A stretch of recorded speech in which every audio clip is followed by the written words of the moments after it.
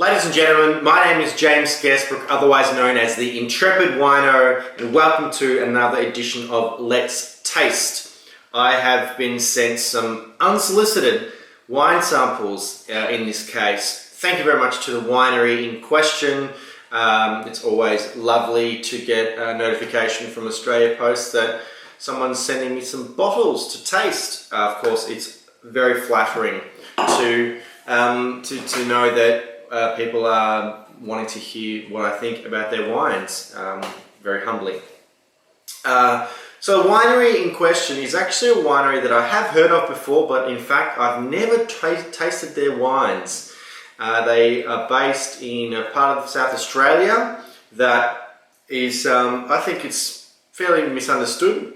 The broader region is where a lot of the medium sort of quality fruit comes from. The Limestone Coast, Rattenbully, all of that area up there is, at least when I did my Masters of Wine Business with Adelaide University, that was kind of where the kind of the mid-premium quality fruit we were told came from for Australian wine. So Cape Jaffa is the wine producer. They are based in Mount Gambier, a town that I was introduced to when I was still fairly young. My cousins played state hockey, and one of the state championships for my cousin Lockie was in Mount Gambier, and we all went and stayed there and watched the tournament, which was fun. Mount Gambier, famous for its blue lake. If you haven't been there, you should go and check it out. So the two wines I've been sent from the 2015 vintage. They are both white wines, purely based on the shape of the bottle and the colour of the glass. I'm going to start with the Anna's White Blend, which is a blend of different white varieties, probably unsurprisingly. The recommended retail of this wine is $25. You can see it has that beautiful kind of blue-green tint in the glass, but it looks like it's a fairly pale white wine. Let's crack it open with this lovely looking screw cap, and let's see what it has to offer.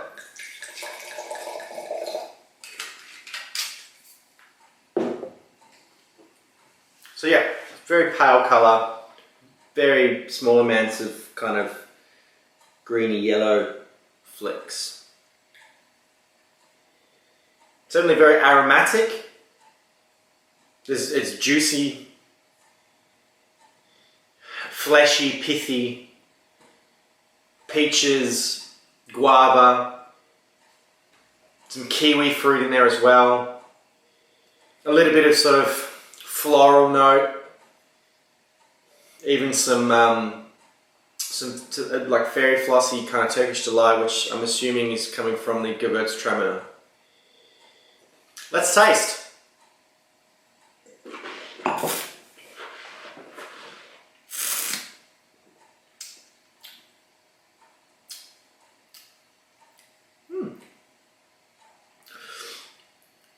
In spite of the aromatics, this is actually a reasonably complex and textural white wine. There's a little bit of toastiness, a little bit of smokiness, which I think is possibly a combination of some barrel fermentation, but also it's probably from the sulfites. This is a 2015, so it's still relatively young, even though vintage is kind of happening as we speak.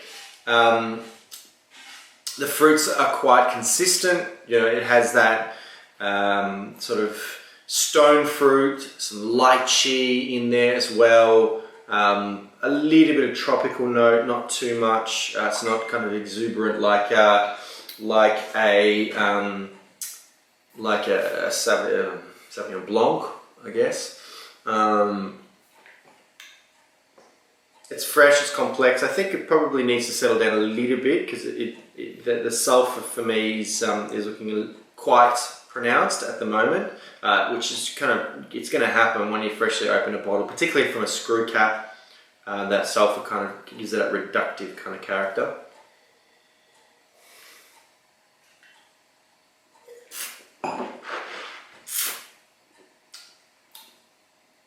It's lovely and ripe. You know, there's quite ripe fruits, but some wet stone in there as well.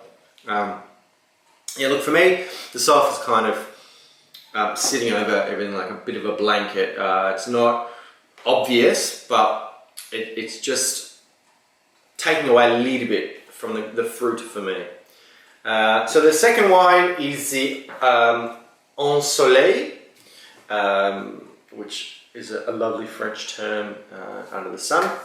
It is a Pinot Gris. This one is from the Rat and Bully. First one was from the Limestone Coast. Again, 2015. Recommended retail for this wine is $27. And then again, under a lovely high quality screw cap.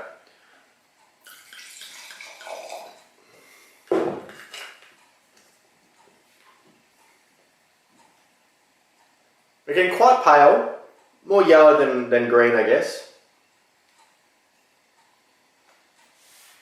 So this is more in that classic kind of Pinot Gris, ripe, rich Pinot Gris fruit profile. We're talking more pears than tropical or exotic fruits, more orchard fruits, so apples, nashi, maybe a little bit of nectarine, apricot kind of stone fruits. Some kumquats in there as well. This is a little bit more subtle. The Anna's blend is a little bit more aromatic. This one is a little bit more complex. Let's taste.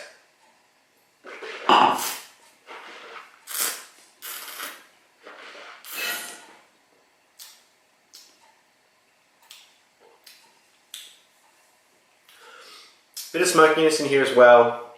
The sulfur dioxide is, I guess, a little bit more in balance with the wine.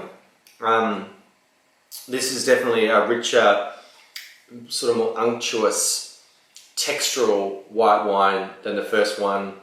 There's some fruit sweetness in there. There's possibly even a little bit of residual sugar. It's not oily like classic Alsatian Pinot Gris can be. It is quite dry, but the fruit is quite balanced. It's again, it's consistent. It shows what I call the orchard fruit profile. You could very easily just drink this on its own, but I think it would be better with food as well. So thank you, Cape Jaffa, for very generously sending me these bottles. It's been great to introduce myself to the winery, to the style.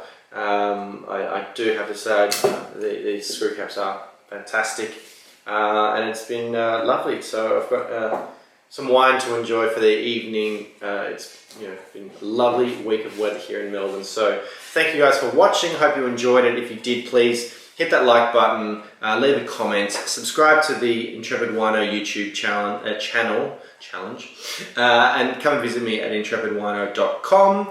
I look forward to having you on the next episode, and please get in contact. Let me know what you think. Cheers, guys.